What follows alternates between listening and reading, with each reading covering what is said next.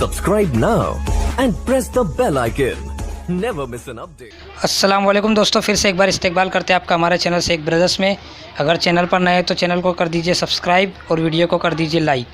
तो आज की ये वीडियो शुरुआत से आखिर तक ज़रूर देखिए, क्योंकि इस वीडियो में बहुत अच्छी मालूमात मिलने वाली है जो आपके लिए बहुत मुफीद साबित होगी। तो अगर चैनल पर नए हैं तो चैनल को कर दीजिए सब्सक्राइब। तो देखते हैं यहाँ पे सबसे पहला सवाल दिया है पहली जमात के तलबा का। पहली जमात के तलबा के लिए ज़बान की तदरीस का सबसे अच्छा मौजू कौन सा होगा। अगर हम पहली जमात की बात करें तो पहली जमात का बच्चा कैसा होता है, वो अपने आप में सीमित होता है, यानी उसके ख़यालात जो होते हैं वो अपने आप महदूद रखता है। वो अगर उसको किस मौजू पर काम दिया जाए तो वो बहुत अच्छे से कर पाएगा। तो मेरा जहाँ या नक्ल व हमल, मेरा वतन या मेरा घर। तो आप सभी जानते हैं अगर एक पहली जमात में आने वाला बच्चा सबसे ज़्यादा किस में माहिर होगा, मेरा घर, इसमें वो अच्छे से तख्लीक कर सकता है। इसी के साथ देखते हैं अगला सवाल। अगला सवाल है बच्चों का निसाब तरतीब देते वक्त किन बातों का ख्याल रखना चाहिए।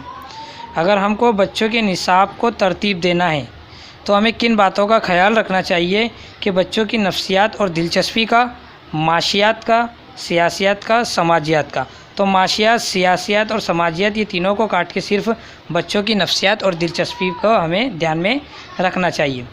इसी के साथ देखिएगा अगला सवाल, बच्चों को किस तरह ज़बान सीखने के लिए रुग़बत दिलाई जा सकती है। ज़बान सीखने के लिए बच्चों को किस तरह से रुग़बत दिलाई जा सकती है। नंबर 1 डांट कर, नंबर 2 मार कर, नंबर 3 दिलचस्प कहानियाँ सुनाकर और नंबर 4 किताब हाथ में देकर। तो जो बिल्कुल सही जवाब होगा वो होगा दिलचस्प कहानियाँ सुनाकर बच्चों को ज़बान सीखने के लिए रुग़बत दिलाई जा सकती है। अगला सवाल देखिए, हक़ तालीम के मुताबिक हर बच्चे सीखने का हक़ हासिल है। यानी जो तालीमी हक़ है RTE 2009 के मुताबिक बच्चों को कौन सी ज़बान में तालीम सीखने का हक़ है। तो सरकारी ज़बान में या जदीद हिंदुस्तानी ज़बान में, मादरी ज़बान में या अंग्रेज़ी ज़बान में। तो आप सभी जानते होंगे कि कानून के मुताबिक हमें सबसे पहली तालीम अपनी मादरी ज़बान में हासिल करने का पूरा हक़ हासिल होता है। देखिए कि अगला सवाल, तलबा की लियाकत और दिलचस्पी को परखने के लिए ज़रूरी है। देखिए यहाँ पे क्या होता है कि दिलचस्पी को परखने के लिए बच्चों की क्या ज़रूरी है। तो नया सबक शुरू करने से पहले पिछले सबक से मुख्तसर सवालात किया जाए, जिसको हम साबका मालूमात कहते हैं। साबका मालूमात करने से बच्चों की दिलचस्पी को परखा जा सकता है, जबकि कलम व दवात की जांच करना, लिबास की सफाई देखना, तस्वीर बनाना ये दिलचस्पी से कोई ताल्लुक़ नहीं रखते। समझने वाली बात है। इसी के साथ देखिए अगला सवाल, एक उस्ताद जब आमोज़गारों को हुर्फ़ तहज़ी के मुख्तलिफ़ हुरूफ लिखना सिखाता है। क्या करता है उस्ताद, हुर्फ़ तहज़ी अलिफ बे ते के कुछ हुर्फ लिखना सिखाता है। तो उन्हें सीधी, टेढ़ी, आड़ी और गोल लकीरों की मदद से हुर्फ बनाने के लिए कहता है। इस अमल को क्या कहते हैं। तो सबसे पहले मैं आपको बता दूं कि जो टेढ़ी, आड़ी, तिरछी जो लकीरें बनाते हैं तो उसे कर्सिव राइटिंग कहते हैं। जबकि लिखने का तरीका, लिखने का अमल स्ट्रो राइटिंग नहीं होगा। इसका जो बिल्कुल सही जवाब होगा वो होगा कर्सिव राइटिंग, क्योंकि बच्चों को ऐसे दिया जाता है जो उनको बच्चों को घट करना होता है। हालांकि हल्के हल्के नुकात से जोड़ा हुआ जाता है और बच्चे उस पर अपने हाथ को घुमाते हैं, वो कर्सिव राइटिंग कहलाती है। तो इसका जो बिल्कुल सही जवाब होगा वो होगा कर्सिव राइटिंग।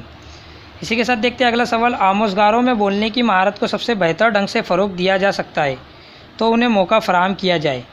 अगर हम बच्चों के महारत, बोलने की महारत को अगर बेहतर ढंग से पेश करना है तो उसे किस चीज़ के मौके दिया जाना चाहिए।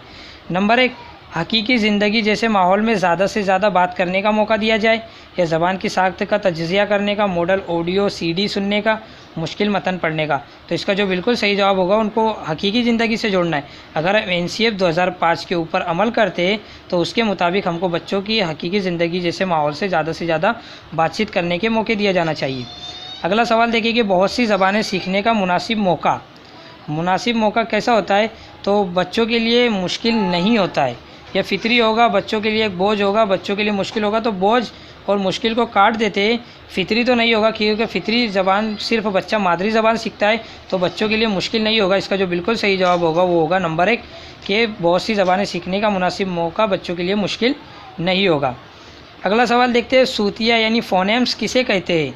ये एक तरतीब नहवी की किस्म है, किसी ज़बान की सूती इकाई है, कवायद की बुनियाद है, किसी ज़बान की मानवी इकाई है। तो अगर आप जानते होंगे तो ये किसी ज़बान की मानवी इकाई को सूतियत कहते हैं, यानी फ़ोनेम्स कहते हैं। इसी के साथ देखिएगा अगला सवाल, वाइगोट्स्की के नज़रिए पर मबनी तामीर पसंद क्लासरूम में ज़्यादा तजुर्बे का रास्ता उस्ताद आमोज़गार को फराहम करने की एक रहनुमा का फरीज़ा अंजाम देता है। अगर वाइगोट्स्की की बात करें तो वाइगोट्स्की के नज़रिए से जो तजुर्बा उस्ताद आमोज़गारों को देता है तो उसके लिए कौन सा फ़र्ज़ ज़्यादा ज़रूरी होगा? अदम तवज़्ज़ुन को जानने का मौका, किसी नज़रिए का तारुफ़, तरगीब सवाल पूछने का मौका। तो बहुत से बच्चे यहाँ पे सवाल पूछने का मारते हैं, लेकिन अगर हम बात करें वाइगोट्स्की की तो वाइगोट्स्की ने कहा है किसी नज़रिए का तारुफ़, यानी जिसे हम हिंदी में कहते हैं स्केप फोल्डिंग करना। इंग्लिश और हिंदी में हम जानते होंगे इसको स्केप फोल्डिंग यानी सहारा देना। अगर हिंदी में बात करें तो सहारा देना और इंग्लिश में कहें तो स्केप फोल्डिंग। तो इसका जो बिल्कुल सही जवाब होगा वो होगा नंबर 2। उम्मीद है ये वीडियो आपको पसंद आई होगी। अगर वीडियो पसंद आई है तो अपने दोस्तों को शेयर कीजिए और वीडियो को लाइक कीजिए।